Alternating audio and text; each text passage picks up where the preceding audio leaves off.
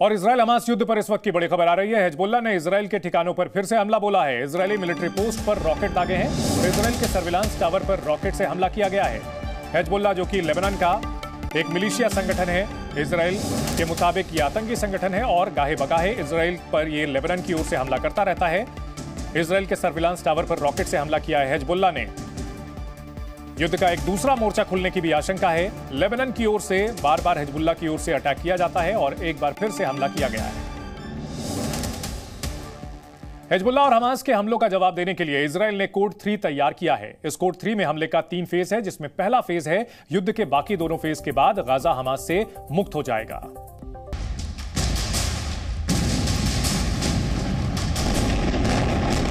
पंद्रह दिन हो गए, लेकिन गाजा पट्टी से लेकर इजराइल तक धमाकों की गूंज अभी तक थमी नहीं है। हमास के आतंकवाद के खिलाफ गाजा में इजराइल का जवाबी हमला जारी है।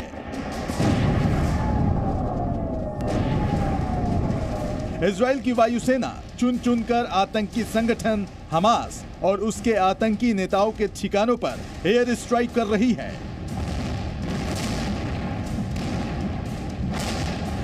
उत्तरी गाजा के आसमान से काले धुएं उठने अभी तक बंद नहीं हुए हैं। हाँ, इनकी रफ्तार अब पहले के मुकाबले कम जरूर हो गई है।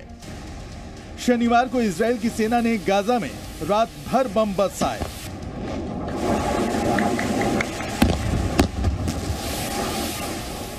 इजराइल की वायुसेना ने हमास के command centre, anti tank missile launching point और ऊंची बिल्डिंग्स पर बने स्नाइपर पोजीशन को ध्वस्त कर दिया। हमास को खत्म करने के लिए इजराइल की सेना कोड 3 पर काम कर रही है। कोड 3 हमास के संपूर्ण विनाश का बड़ा प्लान है। दरअसल इजराइल ने 3 चरणों में हमास से युद्ध लड़ने का प्लान तैयार किया है। इस युद्ध के पहले चरण के मुताबिक इजराइल की सेना हमास पर बम बरसा रही है। अभी एयर स्ट्राइक हो रहे हैं। अगले कुछ दिनों में जमीनी युद्ध भी शुरू हो जाएगा। पहले चरण का मकसद है गाजा में हमास के बुनियादी ढांचे को पूरी तरह से बर्बाद करना। पहले चरण का हमला अभी लंबा चलेगा, क्योंकि अभी तक इजराइल ने जमीनी युद्ध का ऐलान ही नहीं किया है। इजराइल की सेना गाजा बॉर्डर के करीब डटी हुई है और इजराइल के प्रधानमंत्री बेंजामिन नेतन्याहू के फाइनल ऑर्डर का इंतजार कर रही है। इजराइल हमास के युद्ध के 15वें दिन भी जी न्यूज ग्राउंड जीरो पर डटा हुआ है। इस वक्त मैं अपने कैमरा सहयोगी एस जयदीप के साथ गाजा बॉर्डर पर मौजूद हूं। यहां से ही इजरायली सेना की पूरी तैयारी है ग्राउंड ऑपरेशन पूरा करने की, अगर उन्हें उत्तरी गाजा में घुसने की इजाज़त यहां की सरकार की तरफ से मिलती है।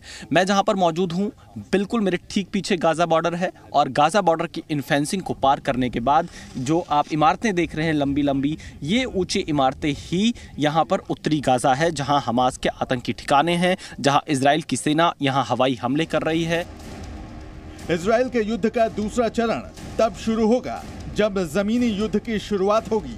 उस दौरान इजराइल की फोर्स गाजा में घर घर जाकर हमास के आतंकियों की तलाश करेगी और उनका खात्मा करेगी। 3 שלבים עקרוניים. ראשית, אנחנו נמוטט את ארגון החמאס, נשמיד את התשתיות הצבאיות שלו והשלטוניות שלו. זה דבר ראשון. זה שלב שלא יהיה קל, יהיו לו מחירים. אנחנו נצטרך פה את התמיכה של כולנו על העניין הזה בצה"ל. שלב הבא אחריו יהיה יותר ממושך. इजराइल के लिए दूसरा चरण उतना आसान नहीं होगा, क्योंकि जब जमीनी युद्ध की शुरुआत होगी तो 1, 2 या 10 दिनों के लिए नहीं, बल्कि महीनों तक चल सकता है। ये बात इजराइल के रक्षा मंत्री को बखूबी पता है और शायद इसीलिए इजराइल पूरी तैयारी के साथ गाजा में घुसने की रणनीति पर काम कर रहा है। इजराइल ने गाजा पट्टी में अल कुद्स अस्पताल को खाली करने को कहा है। इस अस्पताल में कई मरीज अभी भर्ती हैं। दरअसल इजराइल को आशंका है कि हमास के आतंकी मरीजों और आम नागरिकों को ढाल के तौर पर इस्तेमाल करने की कोशिश कर रहे हैं। आतंकियों को डराने के मकसद से इजराइल ने अस्पताल के आसपास बमबारी भी की है। युद्ध के तीसरे चरण में इजराइल गाजा को हमास मुक्त करेगा और वहां सुरक्षा का नया सिस्टम तैयार करेगा। गाजा में एक नया शासन स्थापित करेगा। जो गाजा के लोगों के हित में काम करेगा और उससे इजराइल की सुरक्षा पर भी कोई खतरा नहीं होगा। जी न्यूज़।